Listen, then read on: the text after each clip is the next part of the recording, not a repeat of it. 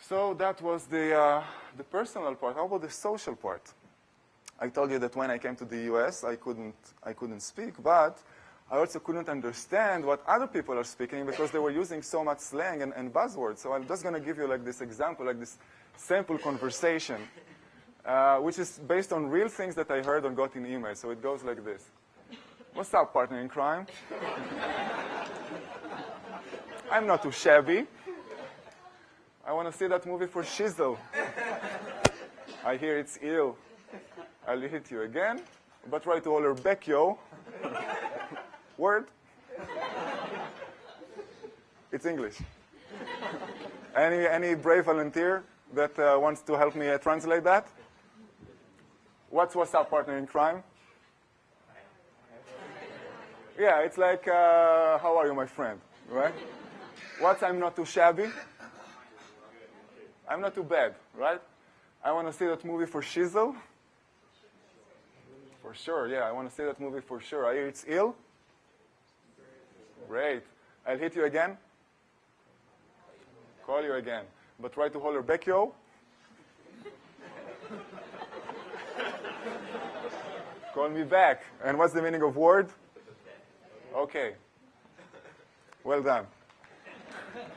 So we asked the international students how easy or difficult was it to understand slang, idioms and buzzwords. And this is how they recall the situation was on the first month. So on the first month, 7% said it was very easy, 14% easy, 25% somewhat easy. The easy part is marked in blue. 4% said it was neutral, 17% somewhat hard, 13% hard, and 19% very hard. The hard part is marked in this kind of shade of red. So to sum up, 49%, half the international students, found it difficult to deal with slang, idioms, and buzzwords. That's a lot of people. After 1 year, take a look at this big improvement. Only 16% found it difficult, and 77% found it easy. So you just wait. Within 1 year, everything would make sense for you here. We also asked how easy or difficult was it to make new friends. And on the first month, 22%, 1 out of every 5 international students found it hard to make new friends here. Again, it's issues of language, it's issues of culture.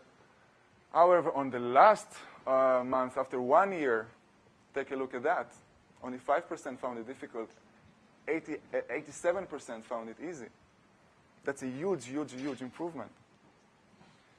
Now, you know, making friends with Americans is kind of like a huge, huge topic, and I'm just going to touch it. So let's say that this is me, and this is the American. So I found out that I'm able to make friends with the American once I was able to speak the language well. Again, I guarantee that every person in this room would be able to make friends with anyone once you will be comfortable speaking English. Now, the problem started when this American, let's call him Joe, used to bring his friends, okay? So we have Jeff and Jason and Jim and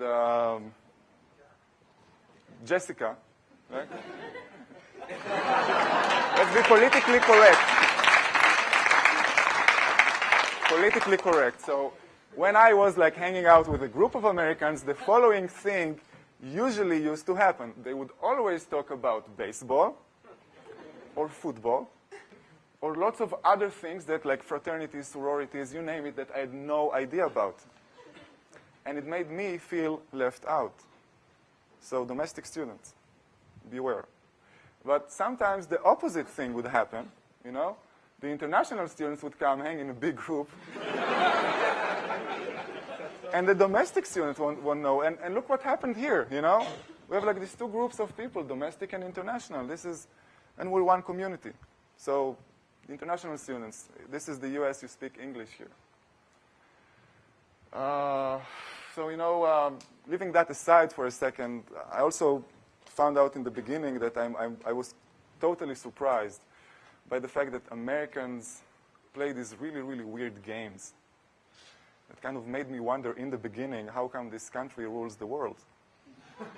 And by really weird games, I'm especially referring to this game over here. It looks like he's playing ping pong, but this is actually called beer pong. Okay, and it's something like this. Okay, so it's like, it's the first time, I think, in US universities that beer pong is explained in orientation. But it's a huge game here at Columbia, and you'll have to adjust. So it's like two groups or two people playing this beer pong, and the winner, this guy would win if he would make this guy over here drink all of his beer first by throwing a ball, a ping pong ball. If he kind of hits his glass, then this guy over there has to drink his glass, and then his turn to throw, and he misses, so this guy doesn't have to drink his glass. And eventually, when all these glasses are empty, this guy wins. So that's beer pong. Another super intelligent game is called Flip Cup. So two groups of people playing this game. And again, it's like this, you have to drink the beer and flip the cup so it lands upside down. And the group that is able to do that first is the group that wins.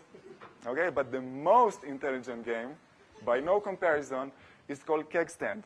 It looks something like this. This is a guy from Cluster F, no names. And the purpose of this game is to kind of drink the beer while you're upside down and making it for as long as you can.